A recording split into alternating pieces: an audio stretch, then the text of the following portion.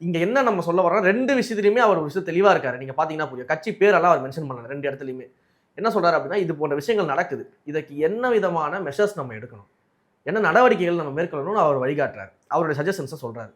ஆனா, இந்த திமுகவோ இல்ல மற்ற கட்சிகளோ இத எடுத்துக்கிறதுக்கு தயாரா கிடையாது. இத எடுத்துக்காம, இத வச்சு ஒரு அரசியல் தான் பண்ண தயாரா இருக்கிறாங்க. அவர் சொன்ன விஷயத்த செய்ய முடியுமா அப்படின்னு பார்த்தா, உடனே வந்து இன்னும் யாரையாவது ஒருத்தர வந்து பேச விடுறாங்க. கொஞ்சம் கூட படிப்பறிவே கிடையாது. எதையும் படிக்கிறது கிடையாது. உடனே ஏற்கனவே சிறப்பு நீதிமன்றம் தான் இந்த தீர்ப்ப வழங்கியிருக்கிறது. இது கூட தெரியாதா? திரும்ப வந்து சிறப்பு நீதிமன்றம், மகிழா நீதிமன்றம் தான் இந்த தீர்ப்ப வழங்கியிருக்கு. சிறப்பு நீதிமன்றங்கள்லாம் இருக்குது.